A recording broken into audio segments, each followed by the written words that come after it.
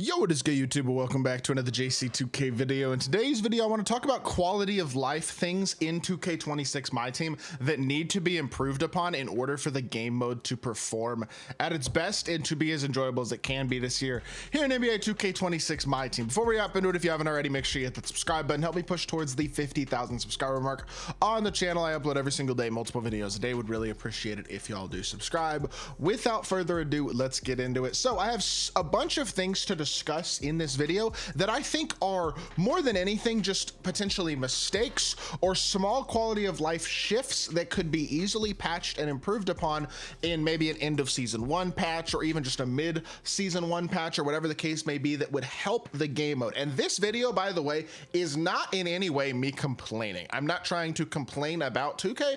I'm trying to give them information in one consolidated way where if somebody from 2K sees this video, they can pinpoint the majority, and I may miss some things, but the majority of the things that the player base might have an issue with in my team right now in terms of just quality of life stuff. So I have a list of some of my own things, but then I also put out a tweet this morning and asked for people's opinions, and they gave me some good stuff to add to this video as well. So we'll talk about that in here in just a second, but I'm going to start with the things that I have noticed.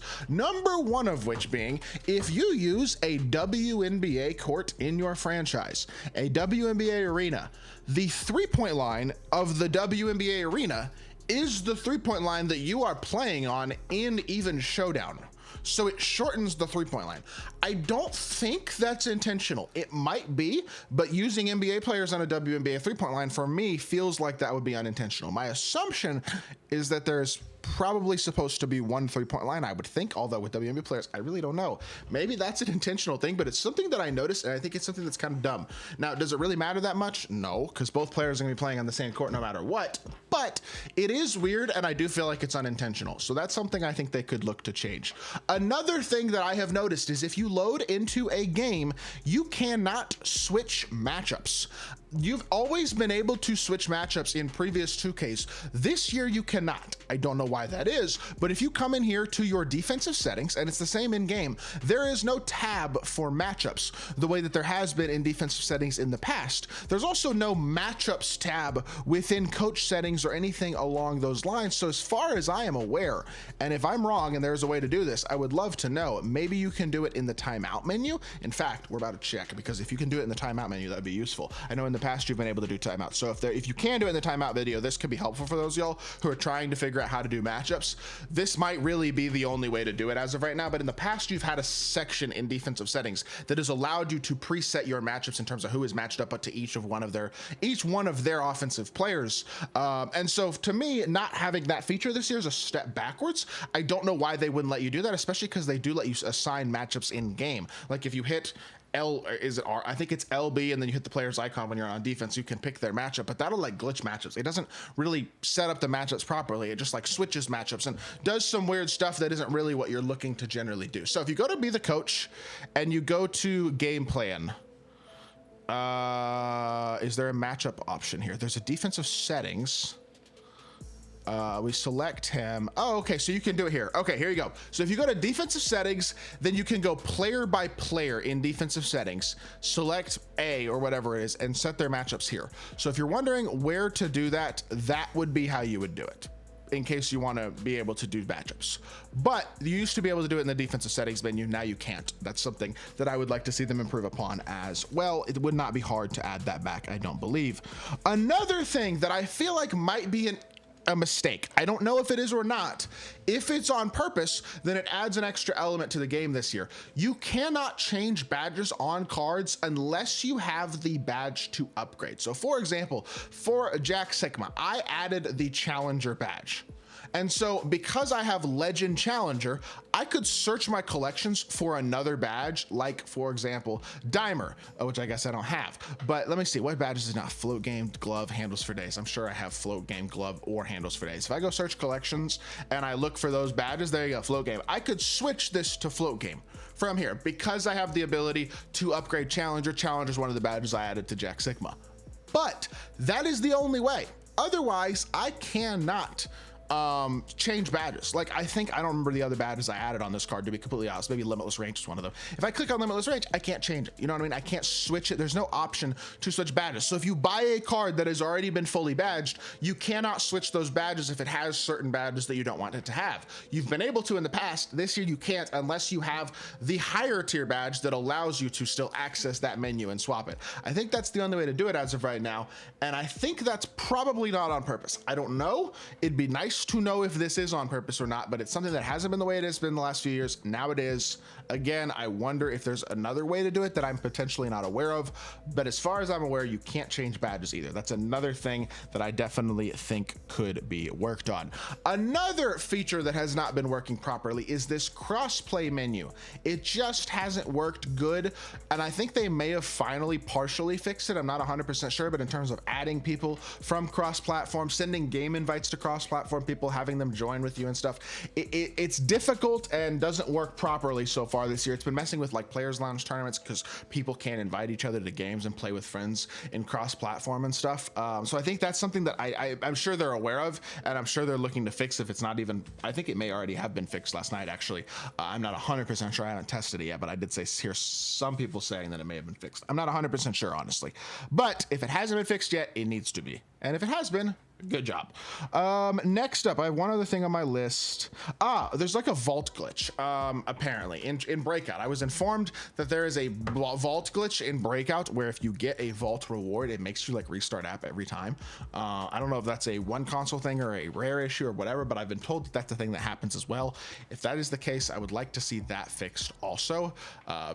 Stuff like that, glitches like that are just annoying. Hurt the player experience, where if you can't get a vault reward or makes you close your game before you get the reward every time or whatever that issue may be, it's something they could look into. One other issue as well that I am aware of, but I don't want to talk about how to do it. I'm not going to share how to do it, and I'm not really even 100% sure myself because I haven't done it. There's an out of position glitch and there's a duplication glitch. I don't know how they work. I don't know. Even if I did, I wouldn't tell people, to be totally honest, because it's not something I want out there. I know that 2K is working to fix it, and I hope that they do fix that as quickly as possible. That's another thing that definitely needs to be a priority if it is not like the main priority. Make sure that type of stuff gets fixed before something like that becomes more widespread. Okay, talking about gameplay changes that people, or not gameplay changes, but quality of life changes that people recommended to me. We're gonna go through the comments real quickly. Jacob put out this tweet actually right before I put out my tweet asking for it this morning, and said non-gameplay related changes I'd love. A private 10-man lobby for team up. This would be great because there's no play with friends option for team up right now. The only play with friends you have is Showdown or Triple Threat Online. You should absolutely have an all-star team up play with friends option, so you could get a 10-man lobby going with content creators or your friends or whatever the case may be, and get those 5v5 matchups going. That could be a lot of fun. So that's number one. I think that's a cool idea. Yes, there needs to be more collector level lock-in stuff. I know there is. Hopefully over the year going to be a little bit more to collector level than last year, maybe, but right now at 1,000 you get a legend badge and that's it. And last year that was as high as they went with collector level. They didn't do anything else with it, so hopefully they do more with collector level this year. Again, that'd be nice. That's not really a quality of life thing, but I think he has a good point. And then he's got a great point with this one. I did not think of this at all, but allow this multi-card select feature to be used to quick sell, not just lock in. Really smart, especially since things like shoes don't stack and their quick sell value has gone down this year. You can, like, and I'm not going to do this, but you can multi-select cards, like for example Jordan Clarkson, DeAndre Ayton, and Jerry Stackhouse, and then I could lock them all in. I'm hitting Y to multi-select them. But to quick sell, for example, let's say that I wanted to quick sell all of these badges, I can't multi-select them. I have to go one by one and quick sell them.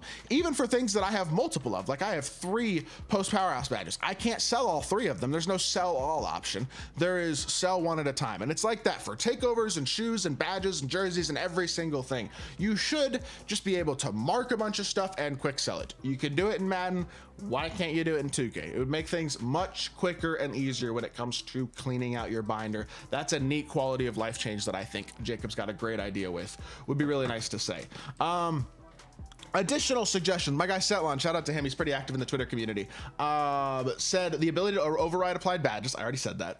Add press and hold to adding badges and shoes to a player. This is a good point because if you are not careful, if you just tap, you will add a badge to a player. For example, if I literally, let me just show you all Sigma again. I have Legend Challenger, right? If I wanted to not, if I don't want to put Legend Challenger on him, if I hit A, if I tap A, it'll add that to him automatically. There's no short press and hold. There's no press and hold. There's no, if I tap A, it is going to apply the badge immediately, just off rip to them. And I think when you add badges and shoes and things like that, that being a not hold to apply, but a tap to apply is an issue, because that will lead to people doing it on accident. And that's annoying. You know what I mean? I think having it back to where it is a hold and apply would be nice to prevent people from adding unwanted badges. Cause like, let's say you added a legend badge to a card you didn't want to add that legend badge to. At this point in the year, it's gonna be frustrating. You know what I mean? So I just think that's something that could be prevented. He's right about the initial camera angle loading at a triple tap park as well. It's weird. It's not a big deal, but it does it every single time. I mean, y'all know exactly what I'm talking about too. I loaded a triple tap park, and look, you see you get this, and then like it shows you the wall, and then you turn around, and then you have to like run backwards or turn yourself around. Every time it shows you this weird camera angle as you load into the park. I don't know why that is. Additional suggestion, yeah, change the name of the misleading season 1 mode completion path. Yes, please. They screwed up with that. It's so dumb. Add back exchanges for lower tier shoes. I guess that'd be nice. Lower tier shoes are pointless right now, so it'd be nice if there was something useful for them. And then lineup view info to save at the bottom via. I don't know what that one means, to be totally honest. So that being said, another suggestion here, this one was nice. Auction house taking you back to the beginning of scroll before you can post another card. This is another thing that I would not have thought of, but is yet another one of those things that fits into that category of quality of life stuff. If I want to sell, let's say I had 40 cards in my auction house. I post the one on the very end, right? The one that's like 39th out of 40 in my auction house. And then it's going to put me at number 1 for my scroll. So I'm gonna have to scroll all the way to get the end to get to number 40 to then post number 40. Again, it doesn't take super long, but it's annoying, especially when you're posting a lot of cards, to have to scroll one by one to post every single card.